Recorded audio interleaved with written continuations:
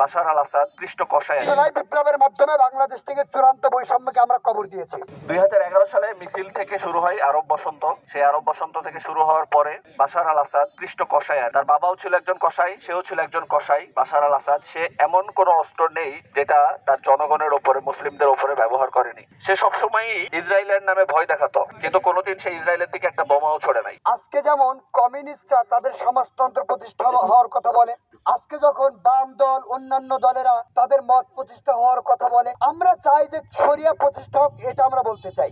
আমরা জঙ্গিবাদ সন্ত্রাসবাদকে কোনো মুখকে আমরা দেওয়ার জন্য এই সমস্ত কথা বলি না।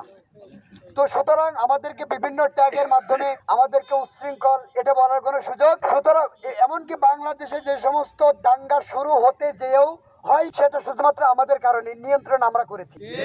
সুতরাং অন্যান্যরা তাদের মত প্রকাশ করতে পারবে, সেকুলাররা তাদের মত প্রকাশ করতে পারবে, জাতীয়তাবাদীরা তাদের মত প্রকাশ করতে পারবে, আর আমরা শরিয়াবাদী আমরা শরিয়ার কথা প্রকাশ করতে পারবো না। সুতরাং যদি এমনটা মনে করা হয় যে তোমরা শরিয়ার কথা বলতে পারবে না, তাহলে এটা চূড়ান্ত বৈষম্য। এই জুলাই বিপ্লবের মাধ্যমে বাংলাদেশ থেকে চূড়ান্ত বৈষম্যকে আমরা কবর দিয়েছি। সুতরাং এই কথা বলার কোনো সুযোগই নাই যে তোমরা এই কথা বলে একটা মুখকে উস্কে দিচ্ছ। মুসলমানদের বিজয়ে যারা মুসলমান, যারা প্রকৃত মুমিন, তারা আনন্দিত হয়, আর যারা নন মুসলিম, যারা মুনাফিক, তারা এতে আরো বেশি কষ্ট পায়। কিন্তু আজকে আমরা ইমানদার, আমাদের ভেতরে ইমান আছে, আলহামদুলিল্লাহ আমরা আনন্দিত হচ্ছি। আল্লাহ সুবহানাহু ওয়া তাআলা বলছেন, কুল বিফাদলিল্লাহ ওয়া বিরহমাতিহি ফাবিযালিকা ফালিয়াফরাহু হুয়া খায়রুম মিম্মা ইয়াজমাউন। প্রিয় ভাইরা আমার, আজকে আসলে আগের বক্তারা যে কথা বলেছেন, আজকে শামের যে বিজয়, তাদের দীর্ঘদিনের নির্যাতিত নিপীড়িত হওয়া থেকে তাদের মুক্তি, এটা আসলে আপনারা জেনে অবাক হবেন।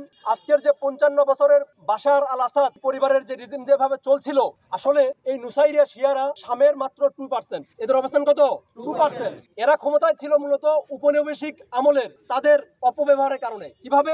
আপনারা জানেন, এই হিন্দুস্তানে ভারতে যখন উপনিবেশিকরা এসেছিল, তারা এদেশের ক্ষমতায় ছিল মুসলমানরা, তাদেরকে হটাইছে। মুসলমানদেরকে সরিয়ে এদেশের যারা ক্ষমতার বাইরে ছিল হিন্দু, তাদেরকে সুবিধাবাদী গোষ্ঠী হিসাবে নিয়ে তাদের মাধ্যম দিয়ে দেশের মুসলিমদেরকে চরমভাবে নির্যাতন নিপীড়ন করেছিল।